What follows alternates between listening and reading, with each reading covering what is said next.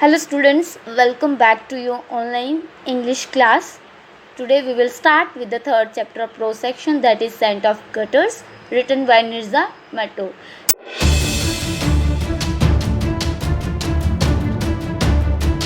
So Nirja मैटो जो हैं कि वो एक कश्मीरी पोइट थे और वो अपने हस्बैंड के साथ श्रीनगर में ही रहते हैं और उन्होंने अपने एमए करी थी इंग्लिश लिटरेचर में कश्मीर यूनिवर्सिटी से 1958 में. First of all she became professor, then she become a principal in government college for women. उन्होंने बड़े सारे अवार्ड्स मिले उनको. सीनियर फेलोशिप लिटरेचर में उनको एक अवार्ड मिला. ठीक है, ह्यूमन रिसोर्स डेवलपमेंट के लिए उनको एक अवार्ड मिला. फिर उनकी पब्लिकेशंस जो थी उसमें कश्मीरी लैंग्वेज में स्टोरीज़ ज़्यादा थी. उन्होंने अब हर एक कश्मीरी स्टोरी को, शॉर्ट स्टोरी को ट्रांसलेट करा इंग्लिश में. उन्होंने कंटेम्प्रेरी कश्मीरी शॉर्ट स्टोरीज़ जो हैं उनके बारे में भी लिखा. So this is all about the biography of Nirja Matto. So before going to start the story, first of all ये स्टोरी जो है मदर टेरेसा के बारे में है और मदर टेरेसा ने अपनी पूरी की पूरी लाइफ किस तरह डिवोट करी for the betterment of the poor and the needy. इस स्टोरी में हम ये पढ़ेंगे. इस स्टोरी से हम ये भी रियलाइज़ करेंगे that true worship lies in the service of mankind. Okay, so story ये है कि Mother Teresa was one of the greatest figure of the 20th century. She not hold any powerful position in politics और government. So कहते हैं कि जो mother Teresa थी बड़ी महान शख्सियत रही हैं 20वीं सदी के. उनके पास कोई मतलब राजनीतिक पावर नहीं थी, ना ही वो कोई गवर्नमेंट से रिलेटेड थे, बट फिर भी उन्होंने लोगों के दिलों में बहुत राज किया और काफ़ी लोगों के दिलों में उनके लिए काफ़ी प्यार था और लोग उनका बड़ा सम्मान करते थे. और इसके लिए उनको काफ़ी सारे अवार्ड्स भी मिले थे, जिसमें नोबेल पीस प्राइज़ का अवार्ड भी शामिल था.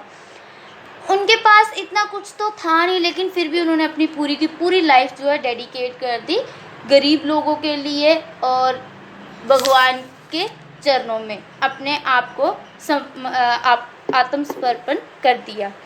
मदर टेरेसा का जन्म 26 अगस्त 1910 में हुआ था. स्कोपेस जो कि यूगोस्लेविया का एक शहर रह चुका है, उसका मदर टेरेसा का नाम एग्नेस गोंजा वजोखियो रखा गया था और उनके पापा एक बिजनेसमैन थे. जब वे 8 वर्ष की थी तो उनके पापा की डेथ हो गई थी और फिर उनका पालन पोषण जो है उनकी माँ ड्राना ने ही किया था. बचपन से ही जो एग्नेस थी, आई मीन टू से मदर टेरेसा जो थे, उन्होंने अपना सारा का सारा समय उनको गिरजाघर में ही बिताना पसंद था. She was also keen listener to stories of Christian missionaries. काफ़ी सारी स्टोरीज सुनती थी उनके बारे में और उनसे काफ़ी सारा प्रभावित भी हुई थी उनकी स्टोरीज को सुन के. Once when she was 15, she was on a trip to the mountain. एक बार की बात है जब वो 15 साल की थी तो वो पहाड़ों पे घूमने के लिए गई. Suddenly she had a feeling that someone was calling out to her. तो उसको ऐसे हुआ कि जैसे उनको अनुभव हुआ कि अचानक उनको जैसे कोई पुकार रहा है और जैसे उनको कह रहा है कि ईश्वर के बताए रास्ते पर चलो और दूसरों की सेवा करो. ये उनको अंदर से फीलिंग आई थी. Follow God and serve others. Now she decided to leave home and become a nun. अब ऐसा था कि उन्होंने डिसाइड कर लिया कि मैं घर बाहर अपना त्याग कर दूंगी और एक साध्वी या मठवासिनी बन जाऊंगी. She decided to lead a life of poverty and chastity. उन्होंने सोचा कि मैं अब एक गरीबी हालत की, उन्होंने एक प्रण लिया कि मैं निर्दयता और पवित्रता का जीवन व्यतीत करूंगी. उन्होंने ये प्रण किया कि वह निर्धन लोगों की सेवा करने के लिए भारत में कोलकाता जाएंगी. बेसिकली मदर टेरेसा इंडियन नहीं थे और उन्होंने ये सोचा कि मैं भारत में कोलकाता जाऊंगी और वहाँ गरीब से गरीब लोगों की मदद करूंगी. एग्नेस कोलकाता 1929 में पहुंच गए. उन्होंने अपना काफ़ी समय जो है हिंदी और बंगाली सीखने में लगाया और then she began to teach in schools run by the Sisters of Loreto first at Darjeeling and then at Kolkata. Then उन्होंने क्या किया कि सिस्टर्स ऑफ लोरेटो के द्वारा खोले गए स्कूल में उन्होंने काम किया, पढ़ाया वहाँ पे। फर्स्ट ऑफ ऑल उन्होंने दार्जिलिंग में पढ़ाया, देन उन्होंने कोलकाता में पढ़ाया। She took her finally vows as a nun in 1937 and assumed the name Teresa. Okay? मठवासिनी के रूप में उन्होंने 1937 में अपनी अंतिम शपथ ली थी, लास्ट वो ली उन्होंने, और फिर उनका नाम एग्नेस से हटकर उनका नाम टेरेसा डल गया। 1946 की बात है, एक दिन जब वह कोलकाता से रेलगाड़ी के द्वारा दार्जिलिंग जा रही थी, वहाँ की यात्रा कर रही थी, She again heard a voice. उनको फिर से एक आवाज़ आई जो कि उन्होंने पहले आवाज़ सुनी थी। It told her that now she must leave the convent and help the poor while living with them. आवाज़ ये थी कि अब उसको कॉन्वेंट जहाँ वो पढ़ाती हैं वो छोड़ना चाहिए, चर्च गिरजा छोड़ना चाहिए और उसको गरीब लोगों के साथ रहकर उनकी मदद करना चाहिए।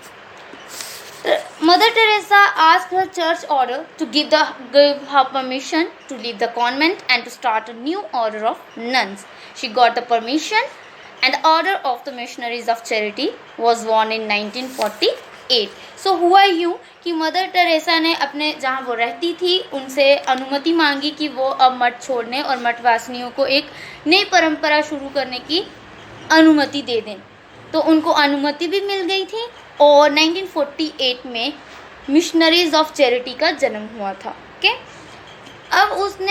अब मदर टेरेसा ने मठवासिनियों की आदत को त्याग दिया। अब उनका ये था कि she gave up her nuns habit जो थी उन्होंने उसका त्याग कर दिया and dressed in a cotton blue border white sari which reflected her simplicity. अब उन्होंने सफ़ेद रंग की और उसके साइड पे नीले रंग की पट्टी बनी होती है वैसी साड़ी कॉटन की पहनना शुरू कर दी जो कि उनकी सादगी को दर्शाती थी। She wanted to look like the poor Indian women who dress similarly with their heads covered by the sari. वो ऐसा था कि अब वो बिल्कुल typical Indian women, poor Indian women की तरह लगना चाहती थी, जिस तरह इंडियन वीमेन जो है साड़ी पहन के और साड़ी के पल्लू से अपना सिर कवर करती हैं, सिमिलरली वो वैसे ही उन्होंने अब ड्रेसअप करना शुरू कर दिया।